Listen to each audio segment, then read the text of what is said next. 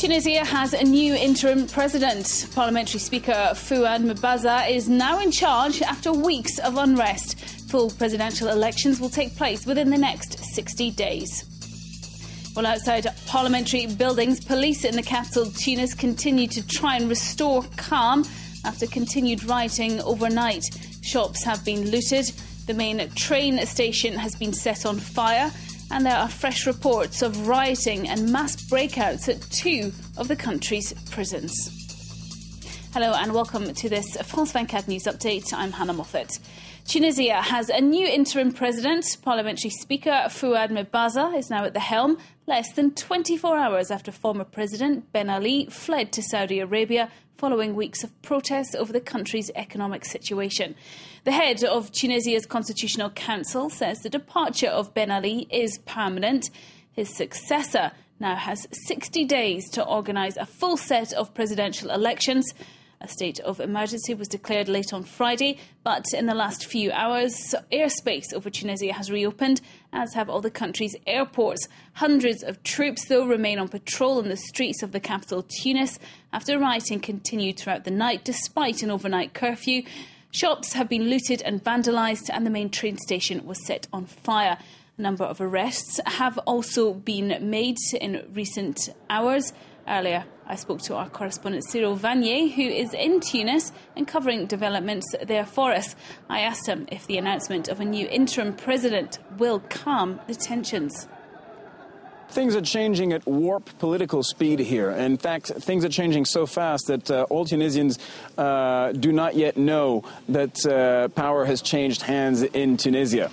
There had been an argument that began last night. Voices began to be heard, especially coming from lawyers, saying that the Constitution had not quite been respected in attributing power to the Prime Minister and making Mr. Mohamed Ghannouchi the interim president. Well, the Constitutional Council this morning, the highest legal authority, the highest judicial authority in the land, decided that indeed the Constitution had not been respected and that they were to right that wrong, and that given that President Ben Ali had left the power without handing it down to his Prime Minister, well, the Constitution said that in such an event, which, by the way, has never happened in the country's history, in such an event, power should be transferred to the head of Parliament. And that's what just happened. And the Tunisian press agency just issued a statement under an hour ago, and most of the people that I've just spoken to in the street are not yet aware of this change.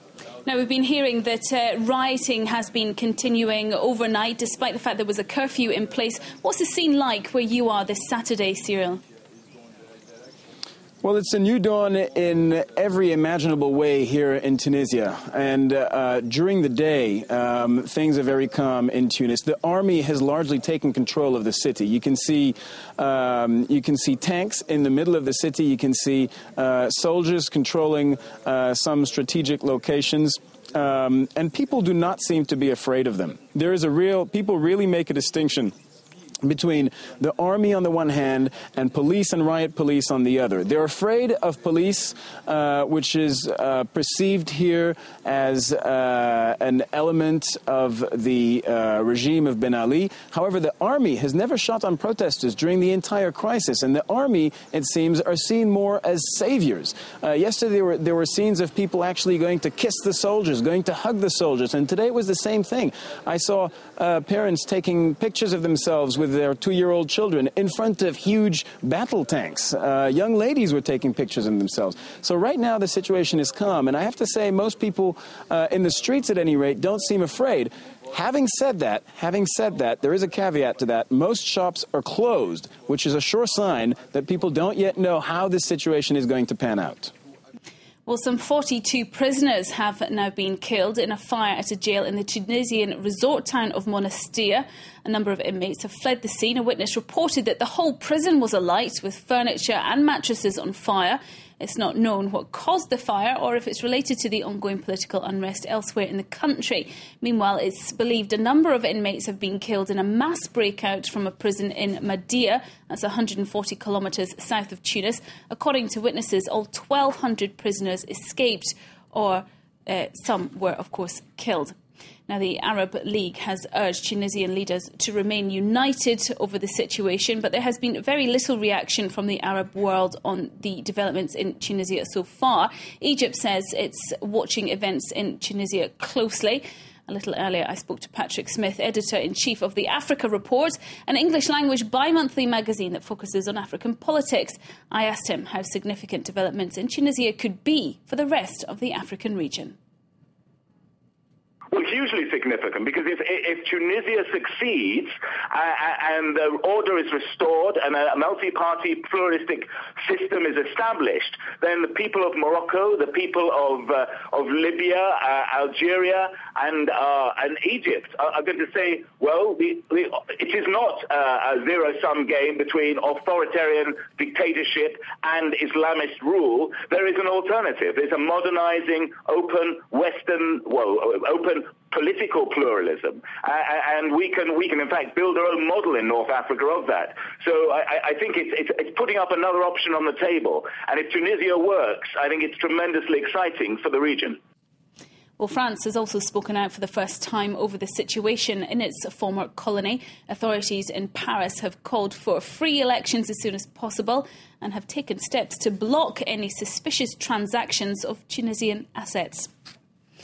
Let's get the rest of the day's news now. People are still being rescued in Brazil after heavy rain caused a devastating series of mudslides on hills to the north of Rio de Janeiro last week. Some 514 people have been confirmed dead in the disaster, and the death toll is expected to rise. More rain is also expected this Saturday. Food is being rationed, and according to health officials, hospitals are coping well in one of the country's worst ever natural disasters. The United Nations is preparing to make an emergency aid appeal for flood victims in Sri Lanka. At least 32 people have died in the flooding that's left hundreds of thousands homeless and vast areas of rice harvest underwater. The appeal will be issued in the coming days. Money will go to help replant the fields and compensate those worst affected by the waters. Meanwhile, whole armies of volunteers in Australia have begun the mammoth job of cleaning up after floodwaters submerged huge parts of Brisbane. 22,000 people have offered to help clear the thick layers of mud that coat the streets. Thousands of people in the Queensland capital lost their homes in the floods, which also claimed the lives of dozens of people across the state. Now, more than 100 people have been killed in a stampede in southern India.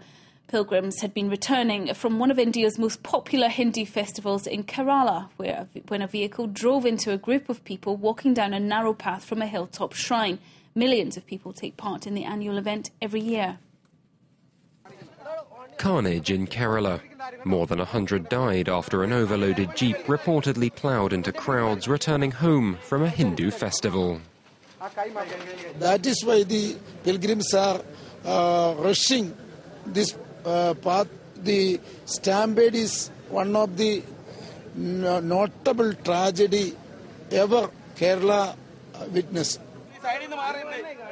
It took rescue workers some time to reach the remote site, a heavily forested hilly region with little more than narrow paths allowing access. Dozens injured in the accident were rushed to hospital.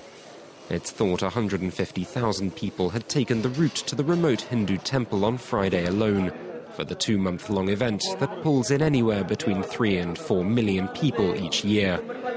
Such stampedes are common in India, where large numbers of people can gather in small areas with little in the way of crowd control, and panic can spread like wildfire. Al-Qaeda say a French airstrike is responsible for the death of one of 2 Frenchmen they were holding in Niger last week. Vincent Delory and Antoine Delacour were taken by Al-Qaeda from a restaurant in the capital Niamey on the 7th of January, but both were found dead after a rescue attempt, which also left 4 of their captors dead, as well as 3 Nigerian soldiers. An investigation by French prosecutors is still ongoing. Now, here in France, the National Front Party will be welcoming its new leader this weekend after founder Jean-Marie Le Pen stepped down. The party is meeting in Tours, southeast of Paris, for the next 2 days. And while the National Front will be looking towards a new future, top sources at the party have revealed that the new leader will have strong connections with the past. She has made a name for herself, a first name that is. Marine Le Pen will take over the right-wing National Front from her father Jean-Marie Le Pen, who founded the party in 1972. Marine followed closely in her father's footsteps, some say a bit too close. They're the same. Can you name one difference? Did she go back on just one point of her father's 2007 manifesto? No.